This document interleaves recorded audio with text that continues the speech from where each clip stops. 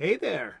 Welcome back to the golden age of DC Comics 365 days. Where, well, I'm pouring myself a cup of coffee. Fresh, delicious coffee. Oh, this is great stuff. I am getting some coffee to go with this coffee table book. Wow, that's good. Sumatra. Woof. This coffee table book was given to me about 2 decades ago by one of my best friends. It has been surfing on my coffee tables ever since. It's a great conversation piece for one of my favorite subjects in the world, comic books. And there's also history involved in here too. I'm getting the excuse to talk about comic books with you for a few minutes every day. We're going to be talking about comic books every day for the rest of the year. And let's get to it. Let's see where we're turning today. And let's just remind you that the golden age of DC Comics is from 1938 to 1955. The Silver Age is from 1956 to 1970. The Bronze Age between 1970 and 1975. In 1985, rather, 1970 to 1985. And then we're in some kind of modern age from 1985 until now, which I dispute. There's got to be a bit more. That's almost 40 years of, no. We can differentiate that some better. We do better, comics fans. And I'm doing better here by going through the past and checking out some of these the origins of our superheroes, this modern American mythology, and let's see what we've got today. All right, yeah. Oh, this one's cool. This one is where it's April 4th, and today we are taking a look at Bullet Man. Da-da-da-dun! Bullet Man! Art by Charles Sultan. Charles Sultan. And this is from Master Comics number 19, September of 1941. April 4th. Let's read the blurb. Okay. For a change, it's the heroes and not the villains who loom over the landscape as gigantic figures.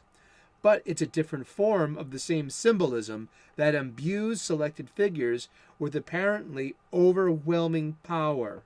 This study of Bullet Man and Bullet Girl, the flying detectives, provide a good look at their pointy anti-gravity helmets, which enabled them to fly, repelled hostile weapons, and served as handy battering rams.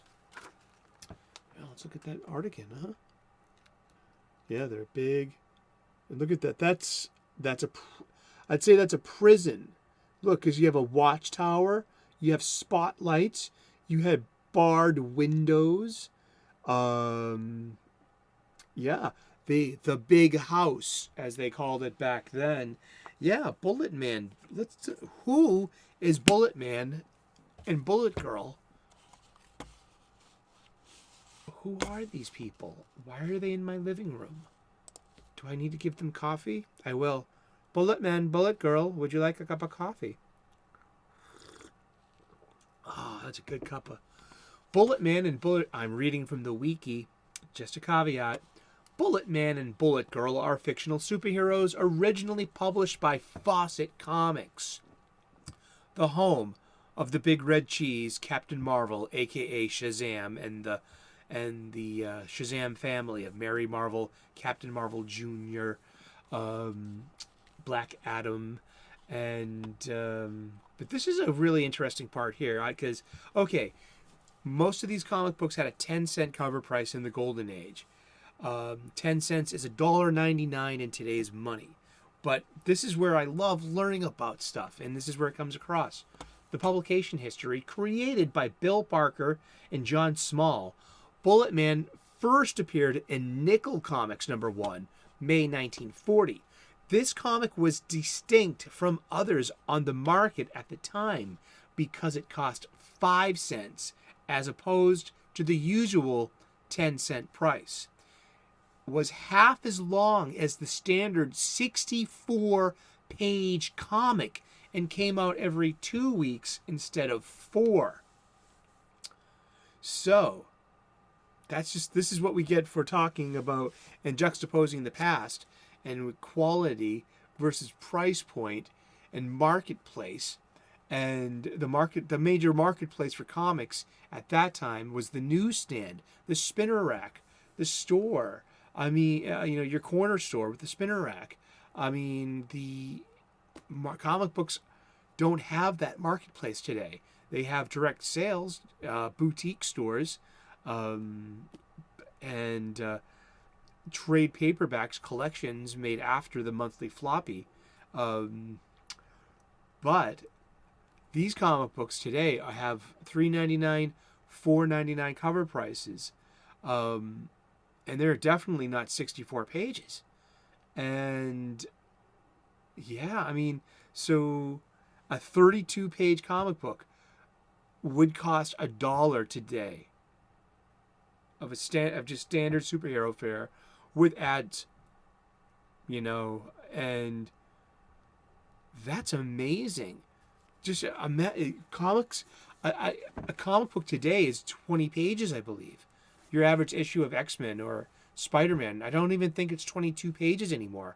I think it's 20 pages of story. And put that in the comments section. That's something we should look up too. But I think that's really interesting. That's great. And remember, Fawcett Comics became part of DC Comics. Now, Fawcett Comics got into a lot of legal trouble with its distinguished competition, DC Comics. At the time, before their name change, they were National Comics and adopted DC out of the Detective Comics name recognition and branding. Hey. So Fawcett Comics got sued by National Comics successfully, and they closed in 1953, ceasing publications of its superhero titles and settled that ongoing case. Several of Fawcett's completed stories, artworks, as well as a few characters were sold to Charlton Comics. But DC Comics bought the license to Captain Marvel, Shazam, in 1972. And in 1980, bought it outright. And Shazam became its name alongside of Captain Marvel, because Marvel Comics gained the trademark of Captain Marvel in 1967 with their original character, Mar-Vell, the Kree warrior, who was, you'd probably know better as Brie Larson, the lady on the big screen in the MCU movies. So that's why, Captain Marvel, there's a struggle with the name. And so Charlton Comics were bought by DC Comics as well. All their characters, and that was in 1983. And that's why all their characters got adapted into what we know today as the Watchmen. Yeah, like Blue Beetle is Night Owl. The Question is Rorschach. Let's see, Captain Atom is Dr. Manhattan. Peacemaker is the Comedian, I believe. It goes on and on. It was the Judo Master, the second Judo Master was Silk Spectre, I believe. I might be wrong on that one. You can, like I said, correct me in the comments there. But yeah, Bullet Man and Bullet Girl, because Bullet Man, this is about the golden age of DC Comics. So Bullet Man becomes part of the DC Comics and was introduced in The Power of Shazam number 8, 1995, as part of the DC universe.